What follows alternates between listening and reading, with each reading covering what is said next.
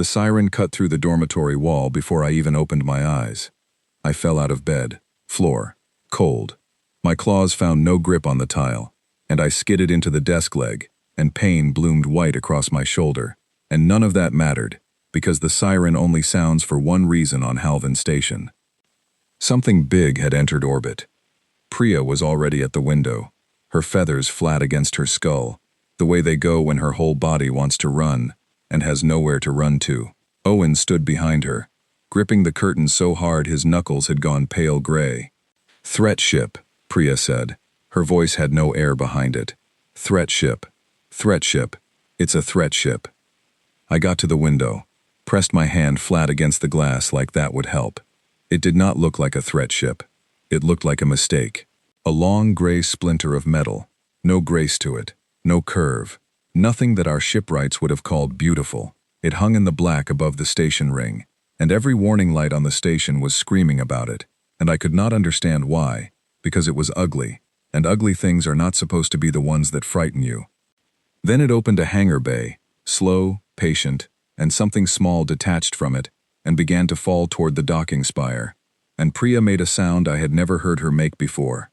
"That's not an attack," said a voice from the hallway.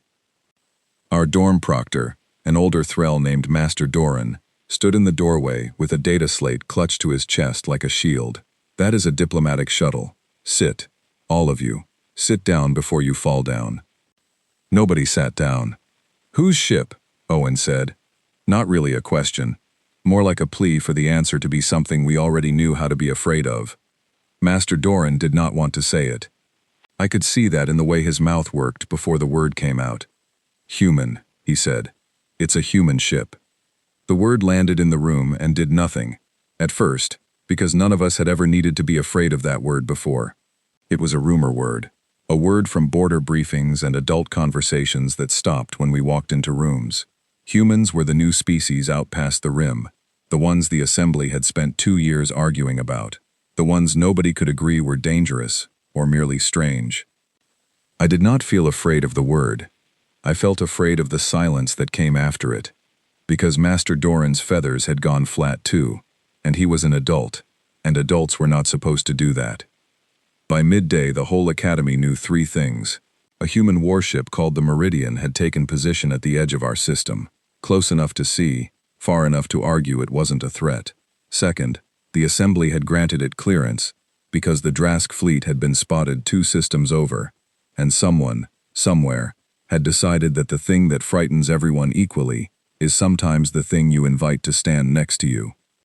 Third, and this was the one that mattered to me, though I did not know it yet, a single human had been cleared to attend our academy as an exchange student, starting that week, in my year, in my classroom.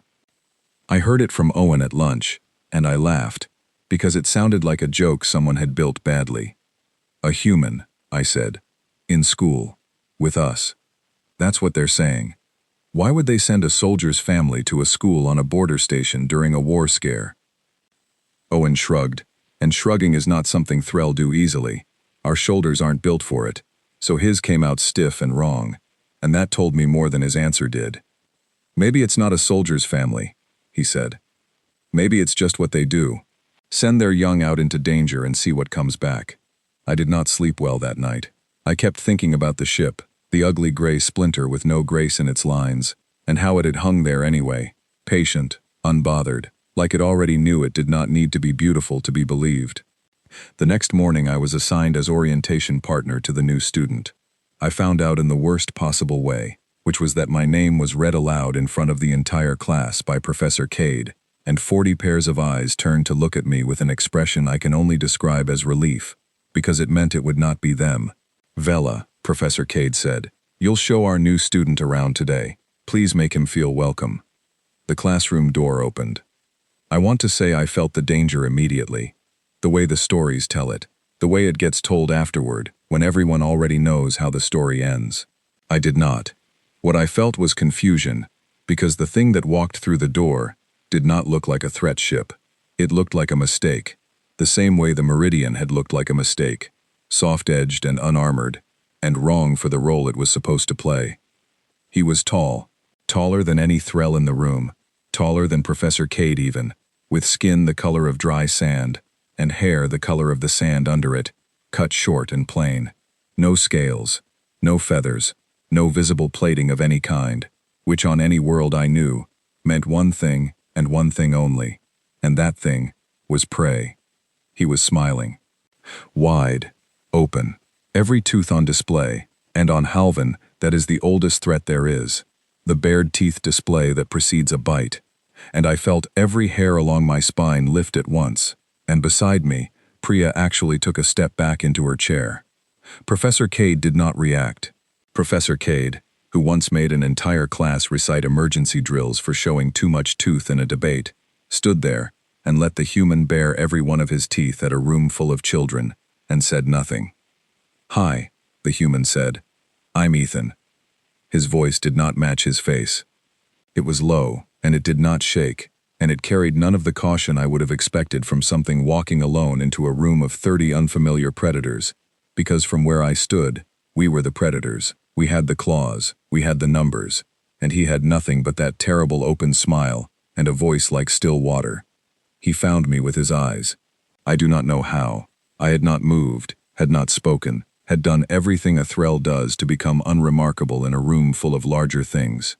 "You're Vela," he said. "I was told you're showing me around." I nodded, because my mouth had stopped answering to me. "Thanks," he said. "I appreciate it."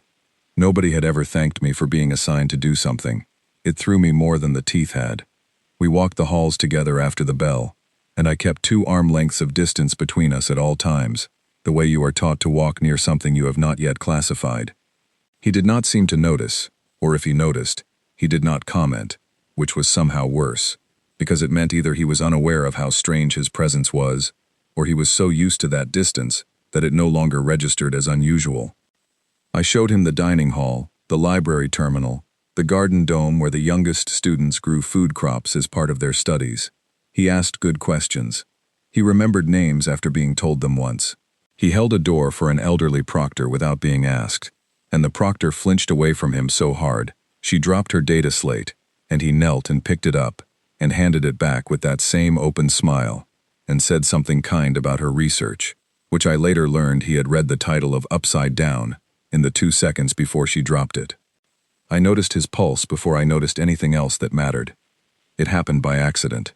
We passed close through a doorway, and my shoulder brushed his wrist, bare skin against bare skin, and thrall senses are tuned to blood and heartbeat the way yours might be tuned to a face. It is simply how we read danger, and what I felt in that half-second of contact should not have been possible. His pulse was slow. Slower than mine, slower than Professor Cade's had been that morning, arguing with a parent over the intercom, slower than anything soft-skinned and clawless and unarmored had any right to be, walking alone into a school full of species that could, in theory, have ended him in under a minute, if any one of us had decided to try. Everything about his body said he should have been afraid. Nothing about his pulse agreed. I pulled my arm back like the contact had burned me, and he glanced down at where I'd touched him, and for 1/2 of 1 second, the smile flickered, not off, just thin, just tired, like a held breath, and then it was back exactly where it had been. "Sorry," he said. "Didn't mean to crowd you." I told him it was fine. It was not fine. Nothing about the last 2 minutes had been fine. We reached the classroom door and he stopped and looked at the little brass plate beside it that listed the room number and the class designation, and something crossed his face that I did not have a word for yet, some private weather system passing behind his eyes, gone before I could name it. "This is a good school," he said, mostly to himself. "You've been to other schools," I said, because it seemed safer to talk than to stand in silence with whatever he was thinking. "A few. On your homeworld." He looked at me then, really looked, and the smile softened into something smaller and more honest, something that did not show any teeth at all. "Not all of them," he said. He did not explain what that meant. I did not ask. I would learn, much later, that this was the shape all of his answers took, small true pieces offered without the rest of the picture attached, like he was handing me stones from a much larger wall and trusting me not to ask where the wall was. Class began. Professor Cade introduced him formally to the room, gave the usual academy welcome about respect and curiosity, and the value of new perspectives, and assigned him a seat. He chose the one against the back wall instead, the one nearest the door, and Professor Cade let him, and I noticed that too, filed it away with the pulse, and the smile, and the small true stones, because none of it added up yet, and I did not like things that did not add up. At the end of the day, walking back toward the dormitory ring alone, I passed the observation deck, and saw the meridian, still hanging out past the station arm, gray, patient, ugly, in a way that no longer felt like a flaw in its design. It felt like a warning I had not yet learned how to read.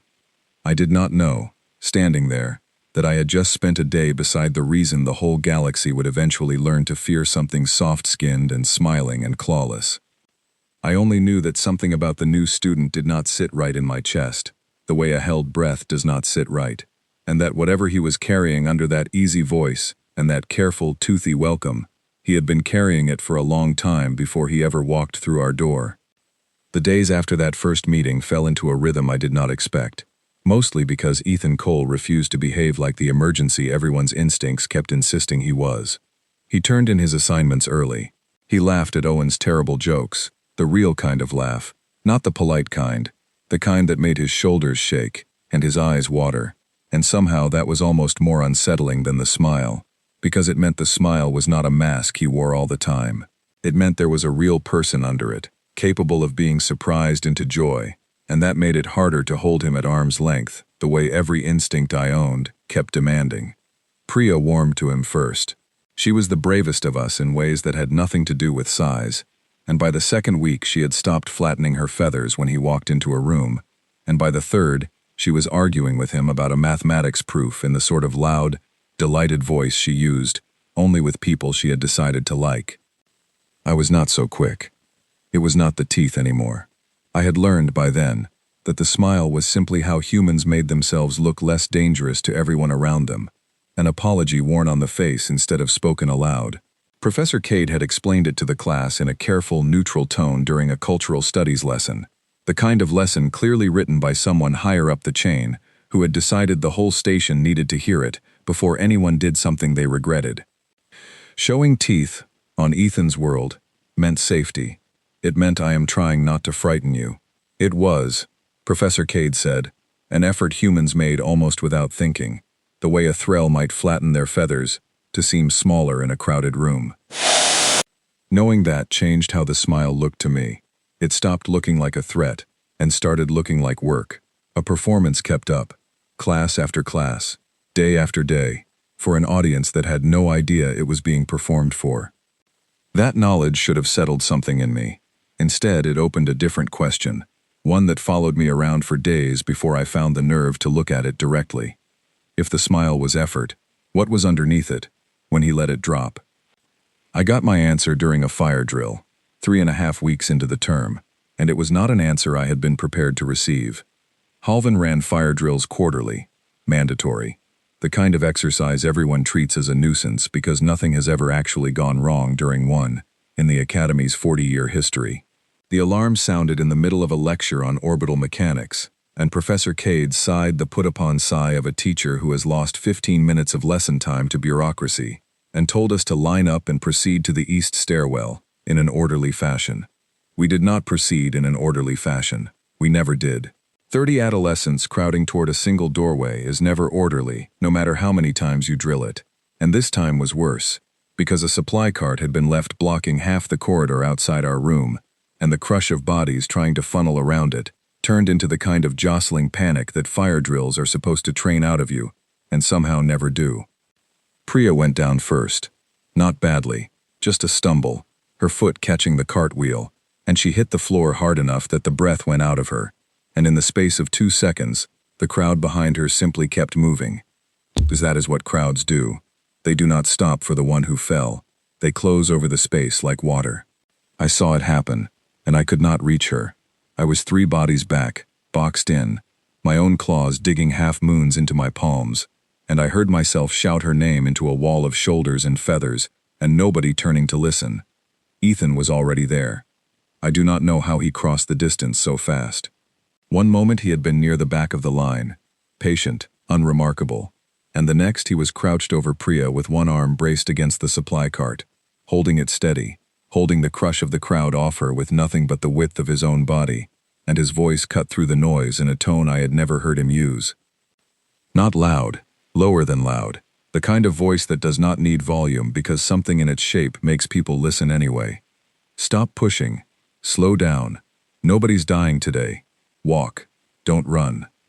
They stopped pushing. I want to explain what that meant, because on paper, it sounds like nothing, a boy telling a crowd to calm down. But I had grown up around adults giving that exact instruction my whole life, and never once seeing it work the way it worked in that stairwell. Adults said slow down, and the crowd surged anyway, because fear does not listen to reasonable requests. Something in Ethan's voice was not a request. It landed like an order given by someone who had given that exact order before, in a place where not listening had cost something worse than a bruised knee. He got Priya to her feet, checked her ankle with 2 fingers, quick, practiced, the kind of check that comes from training and not instinct, and told her she'd bruised it but nothing was broken, and then he moved the supply cart himself, one-handed, out of the doorway, clearing the bottleneck that had caused the whole crush in the first place, and the line finished emptying the room in under a minute after that. We reached the assembly yard outside, cold air, gray sky, the meridian a pale smear above the horizon where it always hung now, and the whole class stood in ragged rows catching their breath, while Professor Cade counted heads twice to be sure. I watched Ethan the whole time. He had gone very still, not the stillness of someone at rest, the stillness of someone doing sums in their head, running some private calculation over and over, eyes moving across the yard in a pattern I did not understand yet, but would recognize 100 times over in the weeks that followed. He was counting exits. He was marking the tallest buildings around us, the ones that could provide cover, the gaps in the perimeter fence, and I watched him do all of it without once looking like he was doing anything at all, his face arranged into mild, patient boredom, the face of a boy, waiting for a head count to finish. Priya limped over to him once the count cleared and thanked him, and the mild, patient boredom broke apart into that easy, open smile so fast I almost believed I had imagined the stillness underneath it. "Any time," he said. "You all right?" "Bruised. I'll live." "Good," he said, and there was something in the single word, some weight underneath it, that did not belong to a conversation about a bruised ankle, and then it was gone, and he was laughing at something Owen said, and the moment folded itself back into an ordinary afternoon. I found Professor Cade alone after classes ended, in the small office behind the lecture hall where she kept her research notes, and a single dying plant she refused to replace. I had never sought her out privately before. My claws would not stop moving against each other the whole time I stood in her doorway working up the nerve to speak. "Vela," she said, without looking up from her slate. "Sit." I did not sit. "During the drill," I said. "Ethan, the way he moved, the way he talked to the crowd, that wasn't a student who's never handled a crisis before." Professor Cade set her slate down. For a long moment she said nothing, and I thought she might simply dismiss me, tell me to focus on my own studies, and leave the exchange students' history to the adults who were paid to worry about it. Instead, she looked at me with an expression I had only seen on her face once before, during the announcement about the Drask fleet sighting, and it frightened me more than anything Ethan himself had done. "What did you notice?" she said. I told her. The pulse, the stillness after the drill, the way he counted the yard like a soldier clearing a room, the way his voice had carried an authority that no 15-year-old should have owned. She listened to all of it without interrupting, and when I finished, she was quiet again, long enough that I started to think she wasn't going to answer at all. "There's a uniform in his locker," she said finally. "Not academy issue. I found it during the safety inspection last week, folded at the bottom under his spare clothes. Insignia I didn't recognize. Wear marks that shouldn't exist on a 15-year-old's clothing. A tear at the shoulder, stitched closed, in a spot that lines up with a blade or a burn." My stomach dropped somewhere below the floor. "Did you ask him about it?" I said. "No." "Why not?" Professor Cade picked her slate back up, and I understood, watching her do it, that the conversation was closing, that she had already told me more than she had intended to, and that whatever answer she gave me next was the true shape of her caution, not a dismissal of mine. "Because some questions aren't kindness," she said. They're just curiosity wearing kindness as a disguise. If he wants us to know what that uniform means, he'll tell us. Until then, you don't ask him about it. Not you, not Priya, not Owen. Do you understand me, Vela? I said that I understood, though I did not. Not really. Not yet. One more thing, she added, as I turned to leave. Don't treat him like a weapon either. He's still a child who was sent somewhere far from home. Whatever he's carrying it alone, in a school full of people who flinch when he smiles. That's its own kind of hard. Remember that too. I walked back to the dormitory through the long way, past the observation deck, and stood a long while looking out at the meridian, hanging gray and patient against the dark, and for the first time, it did not look like a warning I could not read. It looked like a shape I was starting, slowly, to understand the outline of, the way you understand the shape of a room from the shadow it throws, long before you ever see the walls. Ethan found me there 20 minutes later. I do not know if it was coincidence or if he had followed me, and I never asked, because by then, I had learned there were things about him I was allowed to wonder about, and things I was not, and I had not yet sorted this one into either pile. He stood beside me at the rail, hands in his pockets, looking up at the same gray shape I had been looking at. That's not actually a very good ship, he said, conversational, like we were discussing the weather. Old design, slow burn engines. My father used to say it looked like someone built a warning label and gave it thrusters. Your father, I said, careful, testing the word the way you test ice before you put your weight on it. Something flickered across his face, brief, gone before I could read the whole of it. Serves on something a lot uglier than that, he said, and nodded toward the meridian without quite looking at it. Good ship, though. Ugly and good aren't opposites, where I'm from. Sometimes they're the same thing wearing different coats. I thought about the uniform folded at the bottom of his locker, the stitched tear at the shoulder, the slow, careful pulse under skin with no scales to protect it, and I understood, standing there in the cold with him, that I had spent 3.5 weeks waiting to be afraid of the wrong thing. I had been waiting for him to become dangerous. He already was. He had been the whole time.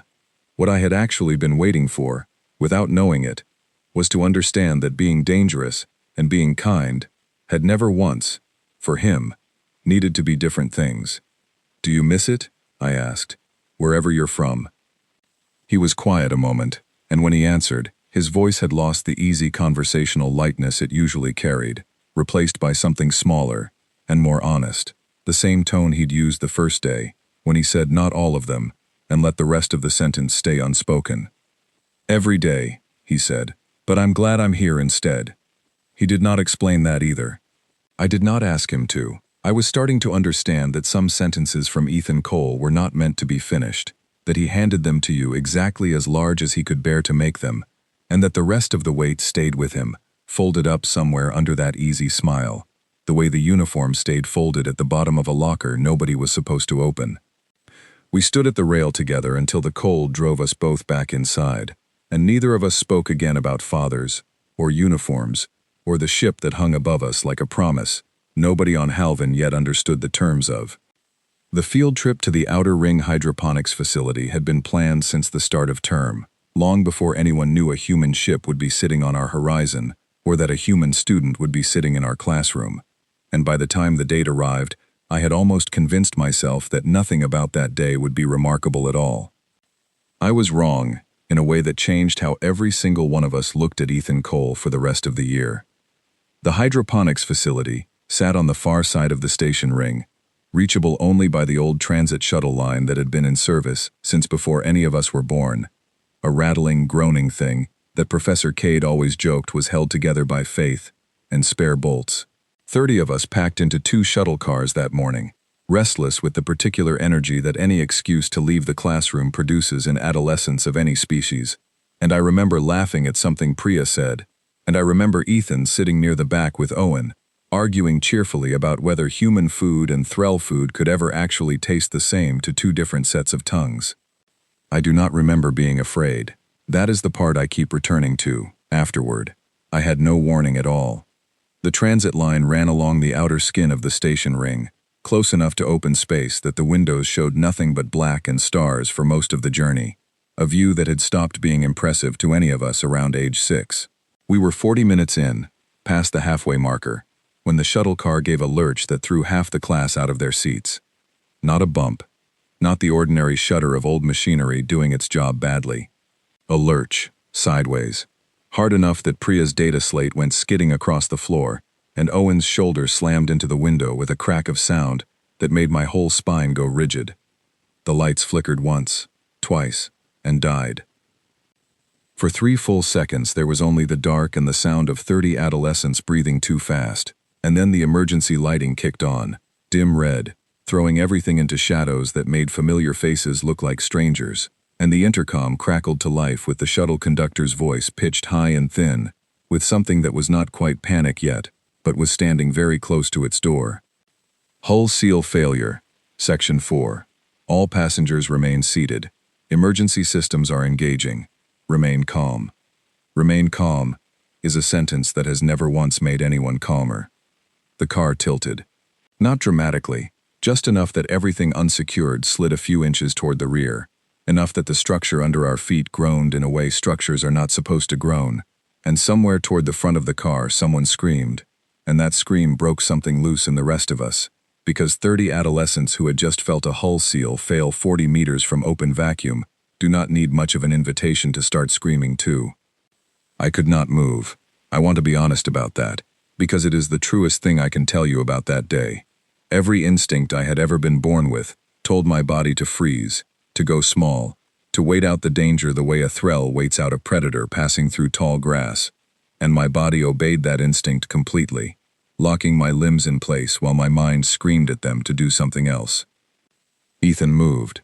He was up out of his seat before the second lurch finished, moving low and fast down the center aisle, checking each row as he passed with quick, efficient glances, and I watched him do it, and some part of my mind, the small, clear part that fear had not yet swallowed, understood that I was watching someone who had done this exact thing before, in a place where the stakes had not been a drill. "Emergency seal kit, under seat 11, he said, to no one, and everyone at once, already moving toward it. "Priya, help me hold this panel." Priya moved.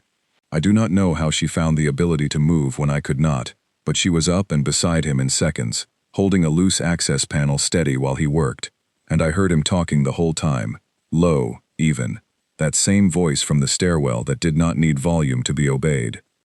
"We're not venting. If we were venting, you'd feel the pull already. You don't. That means the breach is small, and it's slowing, which means we have time. Everyone stay in your seats. Owen, I need you to watch that gauge for me, and tell me if the needle moves past the red line. Can you do that?" Owen, white-faced, nodded, and watched the gauge like his life depended on it, because in that moment, as far as any of us understood, it did. I want to describe what Ethan's hands looked like, working the emergency kit, because it is the detail that has stayed with me longest. They did not shake, not once. He pulled the sealant canister free, checked the pressure reading with a glance so brief it barely qualified as looking, and applied the compound to the buckled seam along the floor plate in 3 clean passes, the motion so practiced it looked less like emergency response and more like a chore he had performed 100 times before, folding laundry, sweeping a floor, sealing a hull breach on a dying transit car 40 meters from open vacuum. The lurching stopped. The groan in the structure settled into a lower, steadier sound. The emergency lighting flickered back toward its normal dim red, and somewhere at the front of the car, the conductor's voice came back over the intercom, considerably less thin than before, informing us that auxiliary power had stabilized and a rescue tug was 30 minutes out. 30 minutes. It felt, at the time, like the longest number I had ever heard spoken aloud. Ethan sat back on his heels once the seal held, and for a moment, just a moment, before he noticed anyone watching him, his face was not smiling. It was not afraid either. It was something I did not have a word for yet, a flat, focused calm that belonged nowhere near a face that young, an expression I would later come to understand was not calm at all, but the absence of a choice, the particular stillness of someone whose body had simply gone and done the necessary thing without asking permission from the part of him that might have wanted to scream. Then he noticed Priya watching him, and the smile came back, quick, easy, apologetic almost, and he said something about the sealant compound smelling terrible, and asked if anyone had a spare data slate he could borrow to keep the younger students distracted while we waited for the tug. We waited. He kept the youngest of us calm with a card game he invented on the spot using nothing but a stylus and the back of a homework packet, and he checked the gauge himself every few minutes, without making it look like checking. And when the rescue tug finally locked onto the shuttle car, and the real engineers came through to assess the damage, one of them took one look at the sealed panel and asked, with real surprise in her voice, who had done that. Nobody answered right away. 30 adolescents looked at each other, and then at Ethan, who had gone very quiet in the back row, and the engineer followed our eyes and looked at him too, this soft-skinned, clawless, unremarkable-looking boy, sitting with a stylus still in his hand from the card game. "Emergency training," she said. It was not quite a question. "Something like that," Ethan said, and the smile did not move, did not flicker, did not give her a single thing more than those 3 words. She looked at him a moment longer, the way an adult looks at something she has decided not to ask about in front of children, and then she nodded and moved on to finish her inspection, and the moment closed over like water, the way the crowd in the stairwell had closed over Priya's fall.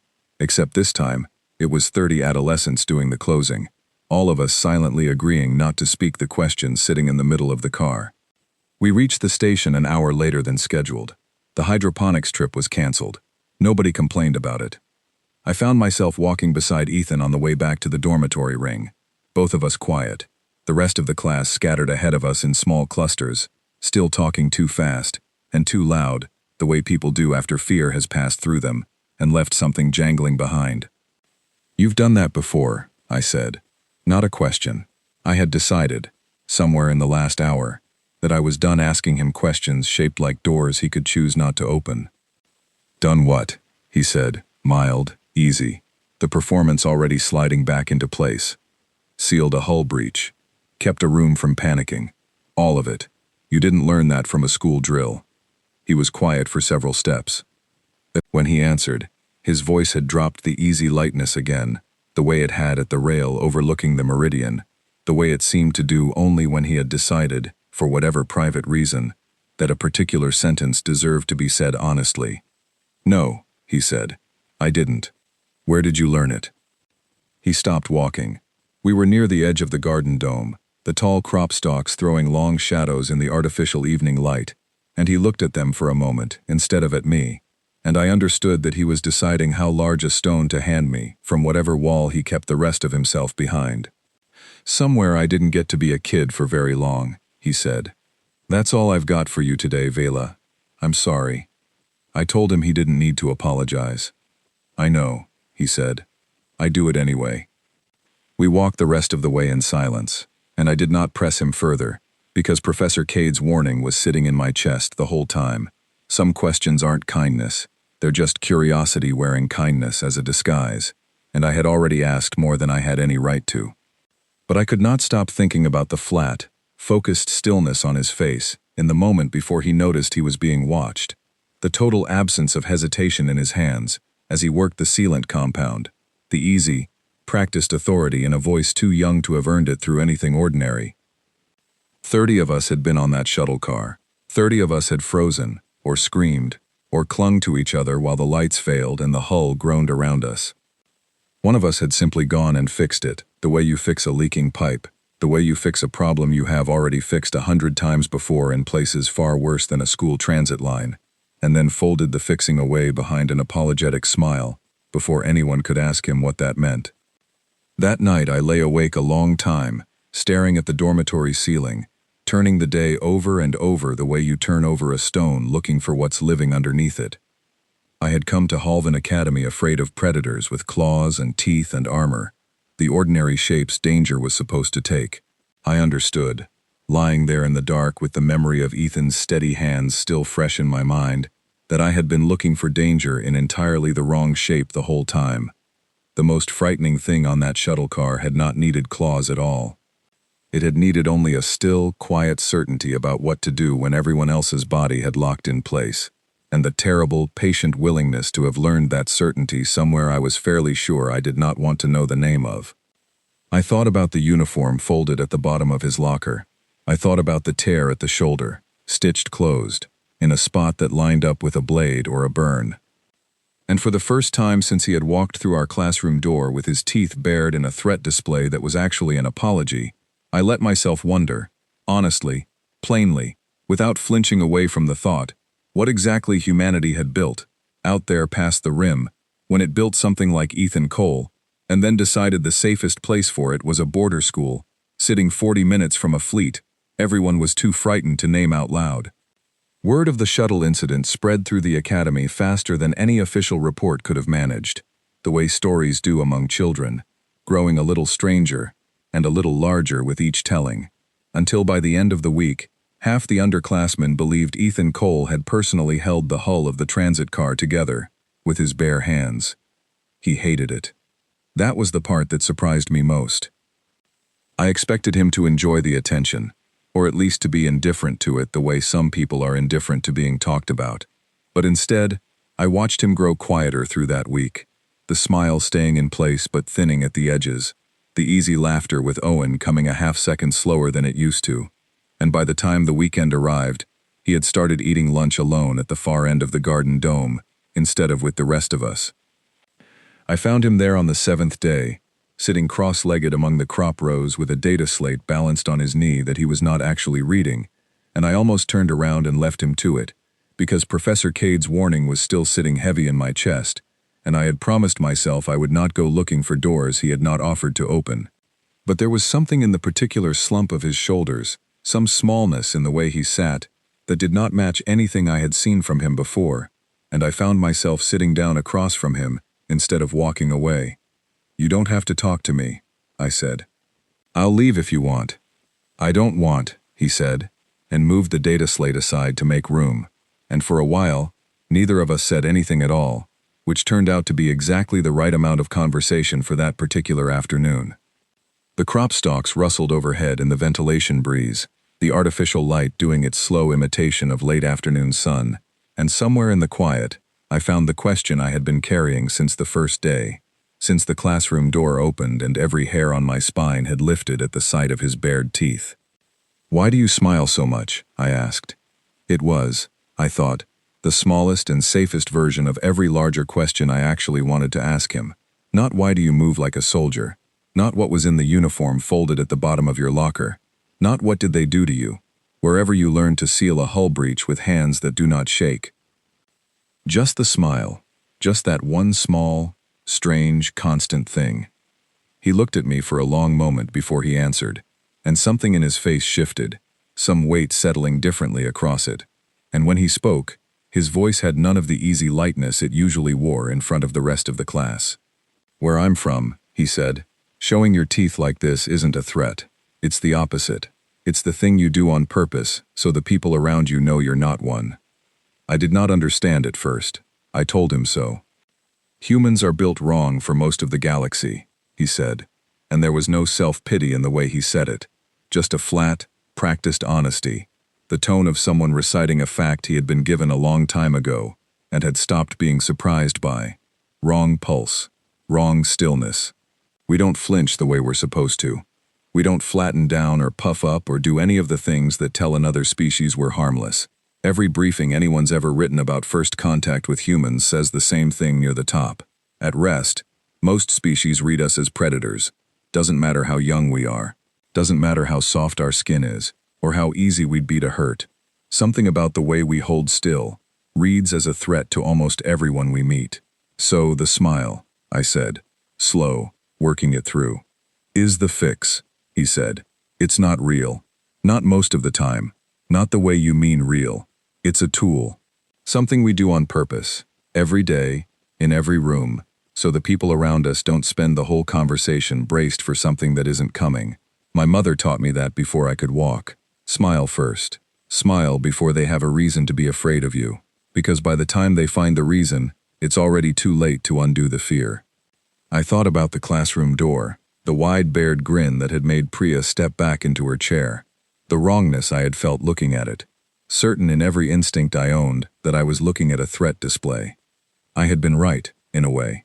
I had simply misread which direction the threat was pointed. "It's exhausting," he said, quieter now, And this was the part of the conversation where the last of the easy lightness finally dropped away completely, leaving something underneath it that looked very young and very tired. Doing it every day, every room, every stranger who flinches when they shake your hand. You'd think you'd get used to being afraid of, but you don't. Not really. You just get better at hiding how much it costs you. You don't have to do it with me, I said, before I had decided to say it. Something moved across his face that I had never seen there before, quick and unguarded, gone almost as soon as it arrived, and for one whole breath he did not smile at all, his mouth resting in something plain and ordinary and entirely without performance. And it was the first time since the classroom door that he had looked, to me, like exactly what he was underneath all of it. A child, tired, a very long way from home. "Thanks, Vela," he said, and meant it in a way that landed heavier than the words themselves. We sat a while longer among the crop rows, and eventually, because the silence had grown comfortable enough to risk breaking, I asked him the other question, the one I had been carrying since the day Professor Cade told me about the locker. "The uniform," I said. "The one in your locker. I'm not asking what it means. I just want to know if you're allowed to tell me anything about it at all." He was quiet long enough that I thought he might simply decline the way he had declined every question shaped like that door before. When he finally answered, his voice had dropped to something almost too low to hear over the ventilation breeze. "My father gave it to me," he said, "the week before I shipped out here. It's not mine. Not really. It's his old training jacket, from before he made rank, from back when he was about my age and just starting out. He said I should have something of his with me, somewhere far from home, in case." He did not finish the sentence. I did not ask him to. "In case what?" I said anyway, because some small reckless part of me had decided that this once, just this once, I would risk the door. Ethan looked at the crop rows instead of at me, his jaw working once before he answered, and when he spoke his voice had gone somewhere I had never heard it go before. Flat and careful in the specific way people speak when they are handling something that might break if they are not gentle enough with it. "In case Halvin turns out not to be as safe as everyone keeps telling me it is," he said. "In case the reason they sent a warship out here at all is the same reason they decided to send me somewhere with it. My father doesn't talk about the war much, but he made sure I had something of his with me before I left, and that's not a thing he does for nothing. He's not sentimental like that. Wasn't raised to be." The word war sat in the space between us, like something with weight, something that had been circling the edges of every conversation on Halvin for weeks, without anyone quite willing to say it plainly, and I understood, hearing Ethan say it now, flat and unafraid, and entirely without performance, that he had been carrying that word around with him, since long before he ever walked through our classroom door. "Is that why you move the way you do?" I said. "The stillness, the counting the exits, the way you sealed that hull breach like you'd done it before." "I have done it before," he said. Simple. No weight added. No weight needed. Not exactly that, but close enough. "How old were you?" "Younger than I am now." He did not elaborate, and I understood, this time, that the wall had reached its edge, that he had handed me every stone he had decided he could afford to hand me that day, and that asking for more would not be curiosity dressed as kindness anymore. It would simply be cruelty, prying at a door that had already opened as far as it safely could. So I let it close, and instead I did something I had not planned to do, something that surprised me as much as it seemed to surprise him. I reached across the small distance between us and set my hand, claws carefully retracted, on top of his, the way Threll offer comfort to each other, a gesture I had never once extended to anything soft-skinned and clawless before. He looked down at my hand on his, and something in his face went very still, very quiet, and for a moment, I thought I had made a mistake, crossed some line I did not understand the shape of. Then he turned his hand over, slow, careful, and let his fingers close loosely around mine, and the pulse under his skin, the same slow, steady pulse that had frightened me so badly the first week, beat there against my palm, patient, human, entirely unafraid of me. "Thanks," he said again, and this time the word carried the whole weight of everything neither of us had said aloud. We did not talk about the war again that day. We talked about small things instead, the crop rows, a card game he was teaching Owen, whether Threll food would ever taste like anything to a human tongue built for an entirely different world. And it was, I think, the first ordinary afternoon he had spent on Halvin since the day he arrived. An afternoon where nothing was being performed, where the smile came and went as it pleased instead of as duty demanded, where he was, for one small unguarded hour, simply a boy, sitting in a garden with a friend. I did not know, walking back to the dormitory ring that evening, that it would be the last ordinary afternoon either of us would get for a very long time. I did not know that the meridian hanging gray and patient above the station ring had already begun receiving transmissions it had not shared with the rest of us, coordinates and warnings folded into code, too dense for civilian channels to intercept, or that somewhere out past the rim, the fleet everyone on Halvin had spent weeks too frightened to name out loud had finally stopped being a rumor and started being a heading. I only knew that Ethan Cole's pulse had beaten slow and steady against my palm, in a garden full of crops that were not supposed to grow anywhere near open space, and that whatever he was, whatever his world had built him to become, he had chosen, in that quiet, unguarded hour, to be simply a tired child holding a friend's hand instead. It would not be enough to save either of us from what came next, but it was enough, I think, looking back, to explain why, when the moment finally arrived, he did what he did, instead of simply running, the way any sensible creature built for survival alone would have run. He had already decided, long before that afternoon in the garden, exactly what he was willing to become dangerous for. I just did not know yet that I had become one of the reasons.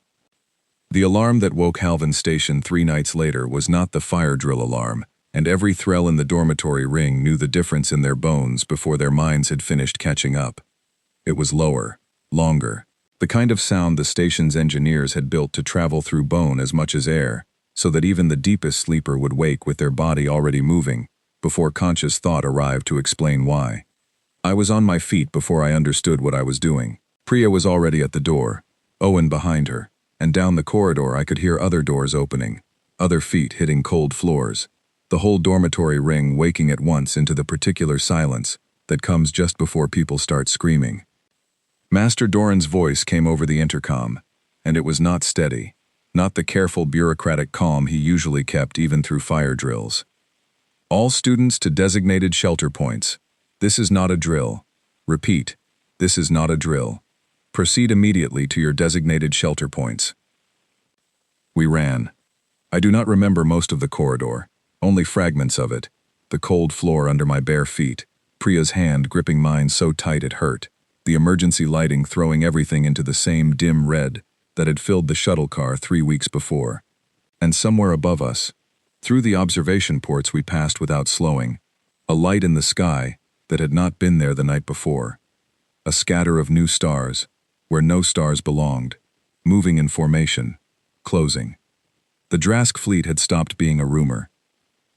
Our shelter point was the lower gymnasium, reinforced walls, blast doors that had never once in the station's history been tested against anything real, and by the time we reached it, the room was already half full, younger students crying, older ones trying and failing to look like they weren't. Proctors moving through the crowd doing head counts with hands that shook too badly to hold their slates steady. Ethan was not there.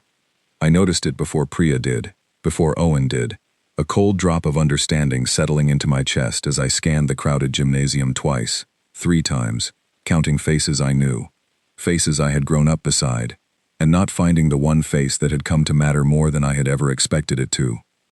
"Where's Ethan?" I said, to no one, to everyone, my voice thinner than I wanted it to be. Nobody answered. Nobody knew. The station shuddered around us then, a deep, groaning impact that traveled up through the floor and into my teeth, and the lights flickered, and somewhere far above the gymnasium something detonated close enough that the sound of it reached us even through the reinforced walls, and the crying in the room turned into something louder, something closer to panic, and I understood, standing there in the crush of frightened bodies, that whatever the meridian had been sent to Halvin to prevent, it had arrived too fast for the ship to stop it alone. I do not fully know what made me do what I did next.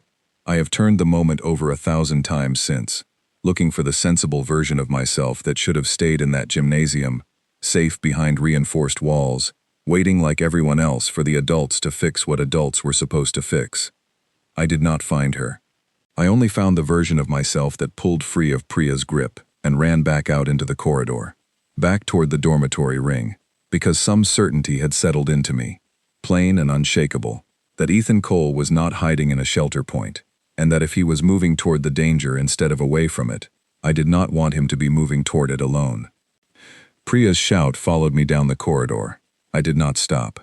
I found him 3 levels up, in the observation corridor that ran along the station's outer skin, alone, dressed not in academy clothes but in the uniform that had spent 3 weeks folded at the bottom of his locker, and for one long frozen second, I did not recognize him at all.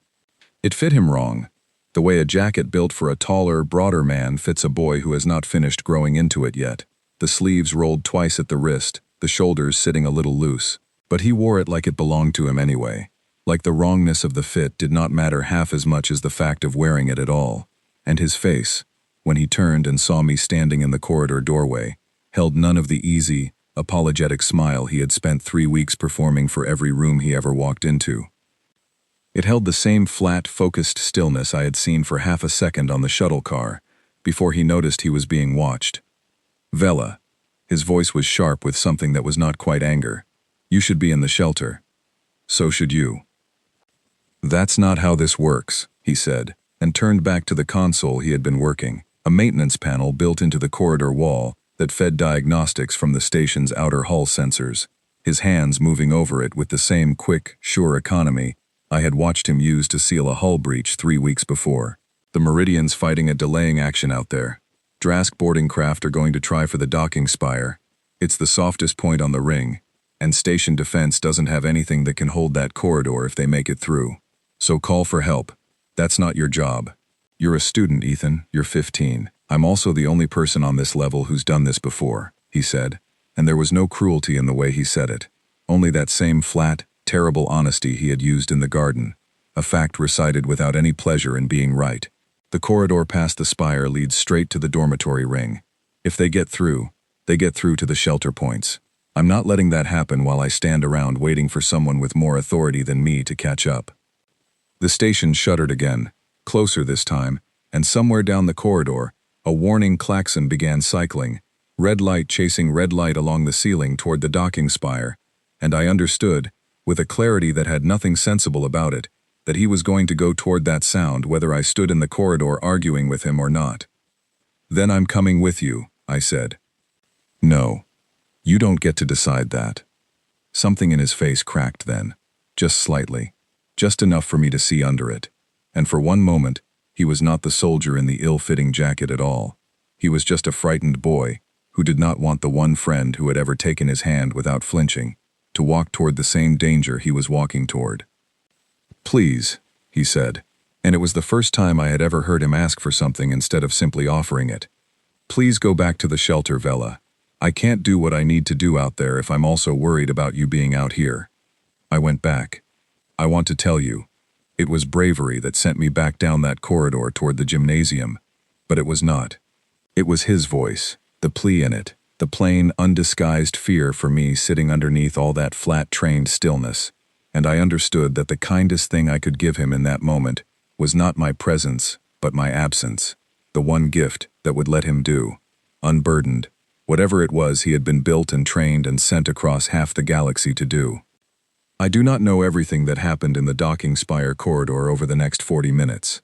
I have pieced it together since, from station security logs, from the shaking testimony of 2 proctors who reached the spire behind him and found themselves suddenly unnecessary, from the Meridian's own after-action report once it was finally, grudgingly declassified for the Academy's records.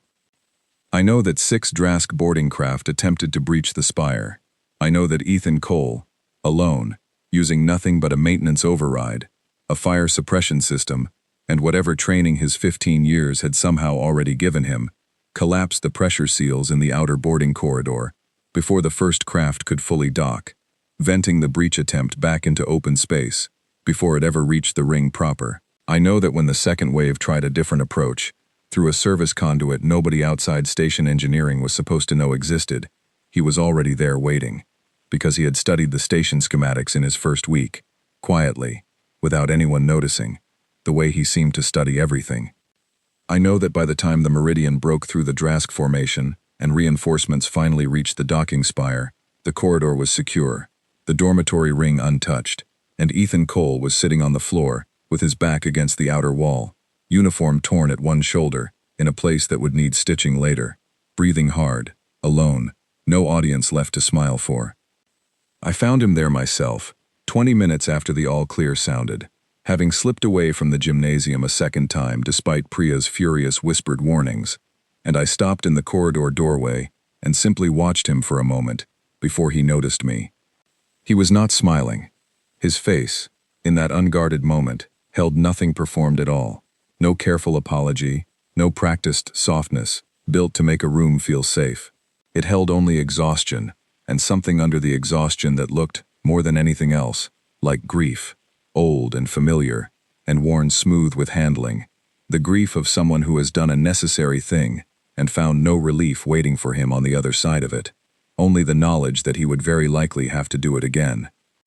Then he saw me, and the smile came back, slower this time, tired at the edges, but real, underneath the tiredness in a way I had learned, by then, to tell apart from the performance. "You're supposed to be in the shelter," he said. "So are you," I said, and crossed the corridor and sat down beside him against the wall, my shoulder against his, and this time, neither of us pulled away from the contact. We sat there a long while in the settling quiet, station repair crews moving past us down the corridor, the emergency lighting slowly giving way back to ordinary light, and somewhere above the station, Ring the Meridian hung in the dark, no longer ugly to me at all, no longer a mistake or a warning I could not read. It looked, from where I sat, like exactly what it was. A ship built by people who had learned, a long time ago and at some terrible cost, that survival did not always announce itself with grace, that the thing standing between you and the dark did not need to look beautiful to be trusted, only to be there, steady and patient and unbothered by how it appeared to everyone watching from the outside. "They're going to want to talk to you," I said, "about what you did tonight. I know. You could have died out there. I know that too. Why didn't you wait for someone else? Someone with more training. Someone whose job it actually was." He was quiet a long moment, looking down at his own hands, and when he answered, his voice held none of the flat trained stillness from the corridor, only the same tired honesty he had given me in the garden 3 days before. "Because I was already there," he said. "Because I knew how, and waiting would have cost time nobody in that shelter had to spare. That's the whole answer, Vela. There isn't a bigger one underneath it. I wasn't being brave. I was just doing the thing I already knew how to do, the same way you'd know how to calm a frightened herd, or read a room full of Threll body language better than I ever will. It's not a virtue. It's just what I was built for." "It's still frightening," I said. "What you're built for. I know that better than anyone," he said, and there was no bitterness in it, only the same plain, patient acceptance he seemed to carry everywhere with him, folded up small beneath the smile. "That's why I smile so much. Remember, every room I've ever walked into, I've had to decide how much of what I am to let people see, because the whole truth of it frightens people who never asked to be frightened. You're the first person on this station who's seen most of it and decided to sit down next to me anyway, instead of stepping back." I thought about the classroom door, the bared teeth I had mistaken for a threat, the slow, patient pulse under skin with no armor to protect it, the folded uniform at the bottom of a locker, the stitched tear at the shoulder that had, tonight, become a second tear in the very same place. I thought about the Meridian, ugly and gray and utterly unbothered by how it looked to anyone watching from a border station that had spent weeks too frightened to name the danger circling toward it. And I understood, sitting there in the settling quiet with my shoulder against his, that the galaxy had never needed to fear the claws, or the armor, or the obvious shapes danger was supposed to take. It had needed to fear something far harder to prepare for, something that walked into a classroom smiling, sat quietly through lessons on orbital mechanics, laughed at bad jokes until its shoulders shook, and then, when the moment finally demanded it, moved toward the danger instead of away from it, without a single visible hesitation, because somewhere far from home, long before it ever learned how to be a student, it had already learned how to be exactly what the moment required. The nightmare the galaxy had been bracing for was never the weapon. It was how ordinary the weapon looked, sitting beside you in a garden, holding your hand, smiling like it had something to apologize for. I never found out everything that shaped Ethan Cole into what he became. I do not think, even now, that I was meant to know all of it, and there is a kind of respect in leaving some doors closed, even for the people you have come to care for most. But I know this. When the fleet finally moves on from the border systems, when the Meridian eventually leaves Halvin's sky for whatever posting comes next, I will remember the weight of his hand closing around mine in a garden that should not have existed so close to open space. And I will remember that the bravest thing I ever watched him do was not sealing a hull breach or holding a corridor alone against 6 boarding craft. It was letting the smile drop, just once, in front of someone who had earned the right to see underneath it, and trusting that what she found there would not make her step back. I did not step back. I have not stepped back since.